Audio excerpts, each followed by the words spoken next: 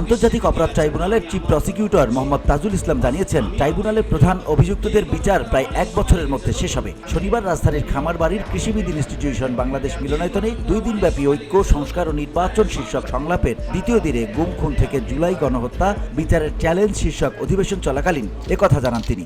যে আমাদের একটি ট্রাইব্যুনাল আছে, একটি তদন্ত সংস্থা আছে, যাতে মাত্র ১৭ জন ইনভেস্টিগেশন অফিসার আছেন। মানবতাবিরোধী অপরাধের বিচার প্রক্রিয়ায় সাধারণত শীর্ষ অপরাধীদের বা টপ কমান্ডারদের বিচার করা হয় উল্লেখ করে তিনি বলেন, আমরা টপ কমান্ডারদের বিচার করছি এবং এই প্রক্রিয়া খুব শিগগিরই শেষ হবে। তাজুল ইসলাম বলেন, ট্রাইব্যুনাল এখন এমন এক পর্যায়ে পৌঁছেছে যে আগামী ১ বছরের মধ্যে প্রধান অভিযুক্তদের সকল বিচার সম্পন্ন করা সম্ভব হবে।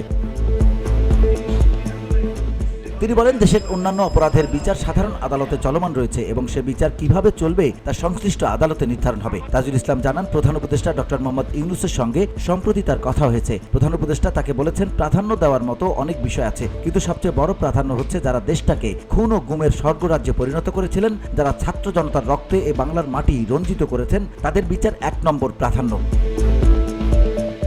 এ জায়গায় ব্যর্থ হওয়ার কোনো সুযোগ নেই বলেও প্রধান উপদেষ্টা তাকে জানিয়েছেন বলে জানান তাজুল ইসলাম। তিনি বলেন, এই ট্রাইব্যুনালের ১০ জন প্রসিকিউটর ও ১৭ জন তদন্তকারী কর্মকর্তা আছেন। তাদের প্রধান লক্ষ্য হচ্ছে গুম, গণহত্যা ও মানবতা বিরোধী অপরাধ বাংলাদেশের মাটিতে হয়েছে সেই অপরাধের যারা মাস্টার মাইন্ড, যারা একদম সর্বোচ্চ জায়গায় বসে থেকে অপরাধগুলো সংঘটিত করেছিলেন, প্রাধান্য দিয়ে তাদের বিচার করা। সেক্ষেত্রে এই ট্রাইব্যুনাল হাজার হাজার মানুষের বিচার করতে পারবে না এবং সেই লক্ষ্যে অগ্রসর হচ্ছেন না তারা। BOD Bangla news desk.